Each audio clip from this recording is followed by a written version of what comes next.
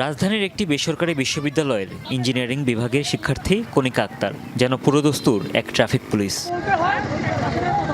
কণিকার মতোই মানিকগঞ্জ বাসস্ট্যান্ড, খালপাড়, জেলা প্রশাসকের কার্যালয় এলাকাসহ গুরুত্বপূর্ণ বিভিন্ন স্থানে যান চলাচল সুশৃঙ্খলে কাজ করছে শিক্ষার্থীরা। পাশাপাশি ট্রাফিক আইন মেনে চলতেও সচেতনতা বৃদ্ধি করে চলেছেন তারা।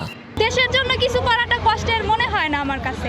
আমি বরং আরো নিজেকে এই করতে পারতেছি যে যারা আমাদের জন্য শহীদ হয়েছে আমরা তাদের জন্য কিছু করতে পারতেছি। আমরা আমাদের সাধ্যমতো চেষ্টা করছি যে আমাদের এই সিটিটাকে কন্ট্রোল করার জন্য, জানি কোথায় জানি কোনো জ্যাম না হয়, সাধারণ মানুষদের জন্য কোনো হ্যারাসমেন্ট ফেস করতে না হয়। যান চলাচল যখন শুরু হলো তখন দেখা যাচ্ছে যে পুলিশ নাই, তার ট্রাফিকের কাজ হচ্ছে না, যার কারণে যে যার মতো পারছে যাচ্ছেই হচ্ছে। একই চিত্র দেশ জুড়ে। এই যেমন নেত্রকোনা শহরের শহীদ মিনার মোড়। প্রতিদিন এই স্থানে যানজট সামলাতেই হিমশিম অবস্থা হতো ট্রাফিক সদস্যদের, আর এখন শহরের শিক্ষার্থীদের ইশারাতেই নিয়ম মেনে গাড়ি থামছে, চলছে। আমরাই দেশকে পরিবর্তনের মূল চাবিকাঠি। এখানে ওনারা কর্মবিরতি পালন করছেন, ছাত্ররা আবারও দেখিয়ে দিচ্ছেন যে আমরা সংস্কারের জন্য সর্বদা উদ্যত। এটা আসলে আমাদের জন্য খুবই গর্বের এবং এটা আমরা করতে পেরে খুবই আনন্দিত ফিল করছি যে আমরা আমাদের রাষ্ট্রের গঠনে কাজ করতে পারতেছি।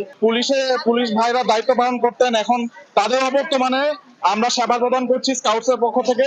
শিক্ষার্থীদেরকেও আমরা ধন্যবাদ জানাই, তারা আমাদের সাথে আছেন। সাতক্ষীরাতেও মাঠে পুলিশ নেই, তাই এভাবেই ট্রাফিকের দায়িত্ব কাঁধে তুলে নিয়েছে শিক্ষার্থীরা। তাদের দাবি ট্রাফিক পুলিশ আসার আগ পর্যন্ত সড়ক থাকবে শিক্ষার্থীদের সুশাসনে।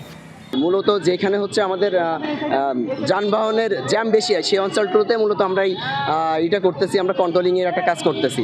সুন্দরভাবে তারা রাস্তা ক্লিয়ার করে দিচ্ছে, আমরা সুন্দরভাবে চলাচল করতে পারতেছি। এত সুন্দর জ্যাম চলাচল আগে করতে পারতাম না। নলতার ছেলে আসিফ ভাই শহীদ হয়েছেন এই ছাত্র আন্দোলনে, যার কারণে আমরা আসিফ ভাইয়ের রক্তের মূল্যায়ন করার জন্য এই খুলনা রোড মোড়টাকে শহীদ আসিফ চত্বর নাম দিয়েছি। সড়কের সুশৃঙ্খল বজায় রাখা ছাড়াও শহরের পরিষ্কার পরিচ্ছন্নতার কাজও করে চলেছে শিক্ষার্থীরা।